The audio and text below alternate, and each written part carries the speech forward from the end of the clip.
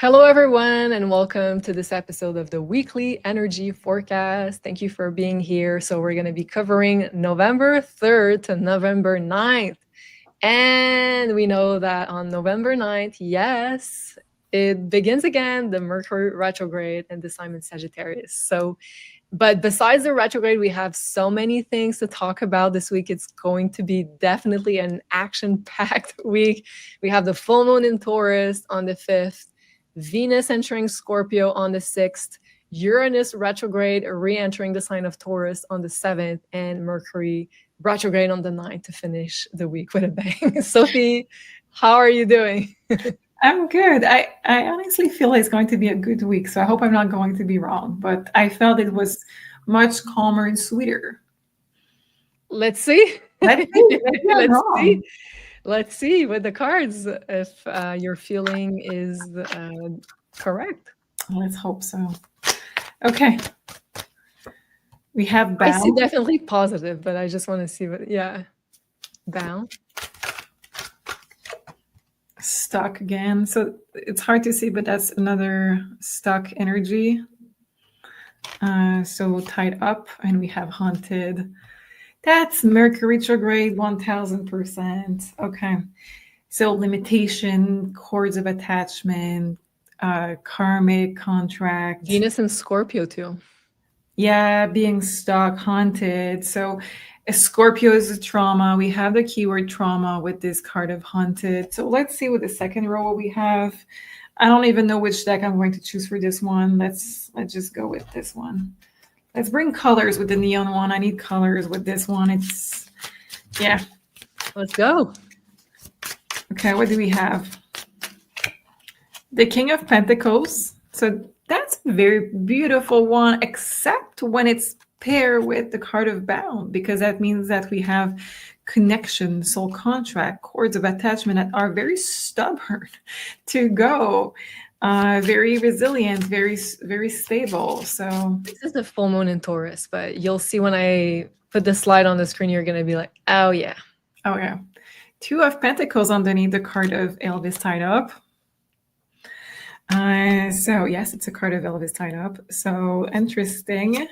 And then we have the card of haunted with the 8 of Cups. Yes, walking away. Good. Okay, the star underneath the deck. So I think this is going to be very psychological process, very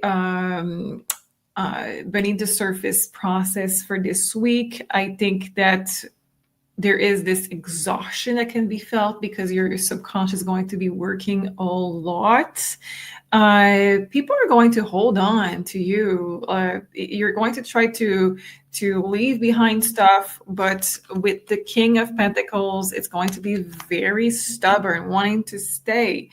So this is a week to keep your vibrations extremely high, revoke, repel, reject any cords of attachment that doesn't serve you. Repel, revoke, and reject any negative energies. So exhaustion comes from the limitation. If you don't feel exhausted, that means that you don't have those energy leak or connection that are toxic, draining you at the moment. So if this week you're feeling that the energy is good, that your vitality is good, it's a very good sign. Don't panic if it's not the case. It just means that you're after this phase, if you really get rid of everything, you're going to have more energy than you began the week with. So there is positive in both. It just means that there is something needing your attention to be removed, and we're seeing yourself walking away from something from the past, to a relationship, or it says trauma, or anything from the past that no longer serves you. In terms of global and general energy for the collective, what I'm seeing is that there is going to be maybe some passing of people who were very corrupt, very negative. We are going to see that deals are going to be not a good time to make deals. We're going to just be honest here, not a good time to make deals, because I'm seeing people trying to use this power game of this week, because yes, there's a power game. Somebody wants to get out of something. Somebody wants to keep you in something, right? So I'm seeing that there's going to be deals maybe for governments or companies, or even in your personal lives. But it's very important to take your time to really see the power game that is at play, and to disconnect from anything that is asking you too much, and which this is what we're doing at the end of the week. We're walking away, but very important that we clear it from all aspects. So if there is, for example, a breakup that happens this week, you want to make sure you block completely the person. There is nothing unsaid. There is no unfinished business. There is no lingering energy. Any object in your house from this person, completely remove, because it's important that there is no lingering ties between the two of you. So that's the main energy of the week. Okay, well, it ties with the astrology very, very well. And by the way, I think this seems to be an amazing week to do that workshop if you haven't already. So do check that out. We launched that not too long ago on the Academy. So this is the cord cutting, purification, and protection. So if you feel like you have like, let's say, cords of attachment with someone else or a situation or something, and you're trying to liberate yourself, this might be a sign. And I didn't plan on talking about that, but since you you got like the bound card and the liberation, I was like, maybe. And when we talk about the full moon on the 5th, you're going to understand how it could be a powerful full moon to do that. So this is on the Academy, and I'll put the link down below. And Sophie, what do you have also for our amazing community members listening to us? So there's a 30 minutes per record. So that means you send me your questions, and I will send you the video of me recording with the cards your question. It could be anything from past life, mediumship. Some people ask me also for medical intuitive, because you know that I have done training. So this is not a video you get if it's medical intuitive. I send you a long email with everything that has been seen and removed, and the messages that have been received. So it's very you can go with many directions with this one. You get to re-listen to it. People seem to love it so far. So thank you so much for the amazing feedback on this. There's also the 1 hour live with me. So you get to connect, talk with me, interact, adjust your questions during the 1 hour on Zoom. It's 1 hour tarot or 1 hour past life. Awesome. And for you guys, and thank you so much, by the way, for all of your support, you get a 10% off with the code Jupiter. The link is down below, so do make sure you check that out if you'd like to ask the amazing Sophie your own personal questions. Let's dive into the astrology, shall we? So this is my calendar, and by the way, the new one for 2026 is going to be available pretty soon, so do keep an eye on that. Because it's a lot easier to plan your year ahead when you know like you have all the keys of the important astrological transits like we do here. So here we are on November 3rd until the 9th. So as you can see, there's a lot going on this week, a lot of little lightning bolts, and that's for Uranus. That stands majorly for Uranus. Because first we're going to have Mars oppose Uranus, Mars entering in Sagittarius, and then the full moon is going to oppose Uranus, a planet of surprise, shocking news, unexpected events. And then Venus is going to enter Scorpio, and then we have Uranus retrograde re-entering the sign of Taurus. So this is going to be a major shift for all of us. A Venus-Pluto square, so some kind of tension point with relationship or money matters. And then at the very end of the week, Mercury retrograde. So let's start by diving into the full moon. Well, yeah, I think this is what I want to do here. So do check out also where 13 degrees of Taurus fall in your birth chart, so you have an idea of what area of your life is going to be activated for this full moon. So the Taurus full moon is at, yes, 13 degrees. And since the ruler of this full moon is Venus, Venus is very, very emphasized around this full moon, and not only because it's the ruler of Taurus, but also because Venus is still its home sign of Libra. So it's super powerful. It's the ruler of the full moon, and it makes a lot of aspects. So it's part of T squares, it's part of a yod. So the finger of God pointing to Venus. So there's definitely like the universe pointing at Venus, which is a planet ruling relationships, agreements, contracts, finances, and be like, look at Venus. This is important. Like they want to get our attention there. So there will be opportunities for healing imbalances within relationships and financial situations, surely around this full moon. So this full moon is all about rebalancing Venus, which is looking for a fair exchange of energy within financial matters, within relationships. Agreements also in contracts is also Venus in Libra. So a financial situation or revenue may come to an end because Taurus also rules money. And Taurus, we have a full moon there. So there is an idea of a completion of some kind of resource that we had access to, a sort kind of financial situation or some kind of financial agreement. So there is this ending.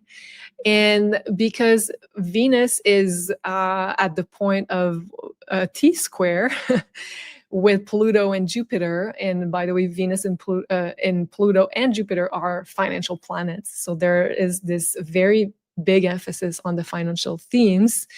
Whenever we have a T square, it talks about choices.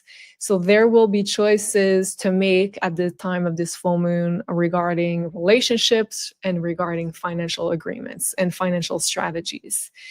And because we have, I wrote Grand Cross. Yes, a lot of very activated tension points around this full moon. We have a lot of pressure, a lot of tension to make decisions. So maybe the element of time, we have to make decisions because like there is a time component. Maybe there is some friction between different people that they have like different agendas. But nevertheless, there is this very high pressure point tension. And let's remember that if the moon is a full moon in Taurus, it means that the sun is in Scorpio. So we're still in Scorpio season. We're just before the Mercury retrograde. So it's also a time where we can see mediation happening between people not wanting the same thing and wanting to have an, let's say, a common ground on something, a conversation. There could be also heated conversation because of Pluto being super activated at the same time. Also potential breakups. Of course, this is not what we want, but since also you saw it in the cards, let's mention in Venus is opposite to Chiron, Mars opposes Uranus, and Mars opposes Uranus is this alignment of cutting off something from your life. And you mentioned it also in the tarot reading, so I was like, wow, okay, that aligns so much. So it's wanting to cut off something. So it's either cores with a situation with someone. It's either a situation that is not healthy for you. It's something that you've outgrown and you're like, yeah, I want it out of my life. So this is the time to do it. But of course, we have to be careful not to cut out something too early to have regrets. But if it's something that you're very much aware of and you're done with it, this is the right time. So relationship choices, even the relationship dilemmas, drastic changes, cutting out stuff from our lives.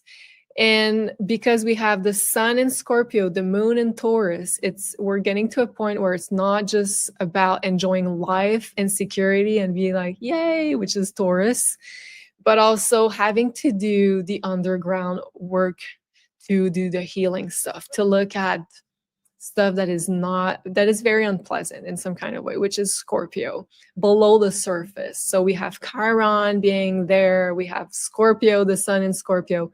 So we need to balance both. Yes, the enjoying the material life and the pleasures of the five senses and chilling, but also we need to look at the stuff that we don't want to look at, which is also about this full moon. And having to prioritize our inner fulfillment, but not just like to sweep, let's say, issues under the carpet, but also to be looking at the tougher stuff that we usually don't want to look at, which is also part of this full moon. So as you can see, a very interesting full moon, and the yod to Venus to me is just like wow. And also Uranus is part of this yod. We have Neptune and Saturn part of this yod pointing to Venus. So there is a lot of emphasis on money and on relationship, on equality and fair agreements. So this is November 5th, and let's go back to the calendar. I just want to mention a few things before we end this video. So this is the 5th here, and then the next day we have Venus entering Scorpio plus the Mars-Pluto sextile. So there is this passionate energy that you were talking about, Sophie, with Mars-Pluto sextile plus Venus, the sexy Venus entering the sign of Scorpio. And then on the 7th, Uranus retrograde re-enters Taurus. So this is going to be a major shift. And Taurus is a sign of finances. It's a sign of material security or security in general. So there will be big shifts there. And Venus square Pluto shifts with money. Both are financial planets, and potential also relationships. So also relationship wise, there could be people obsessing over something or obsessing over something that is not a person. Also, there could be a lot of karmic partners being brought together or activated, or having more triggers in relationships in general. And lastly, for the Mercury retrograde, which is going to start at 6 degrees Sagittarius. So this will be from the 9th until the 29th. So as you can see, it finishes at 20 degrees Scorpio. So do check your own birth chart to see where 6 degrees Sagittarius until 20 degrees Scorpio is falling. So this is where Mercury will review, go backwards in your chart. So it will likely activate 2 houses. So during this 20-day period, so 3 weeks, there will be a period where we get to review our long-term plan. Sagittarius is like wants to look at things from a higher perspective. So reviewing our long-term plans, travel plans, relocation plans, legal documents. Just watch out for impulsivity with all the strong Scorpio energies that we're having, especially close to Mars. And like I mentioned last week, it's also a chance to change our minds or open up to a new horizon or perspective about something for this whole Mercury retrograde period. So thank you so much. I hope you guys enjoyed the show. Do make sure you like, share, and subscribe if you did. And thank you, Sophie. I think we're going to have an action-packed week, and I can't wait to read your comments. How do you feel about the astrology? It's packed. Yes, we have been affected a lot on the relationship with the astrology lately in the last months. Yeah, it's true. It's true. And now it's like finances, relationships. It can be either or. It can be both. So let us know in the comments what happens. What are you feeling if you're resonating? And we'll see you very soon. Have an amazing week. Bye.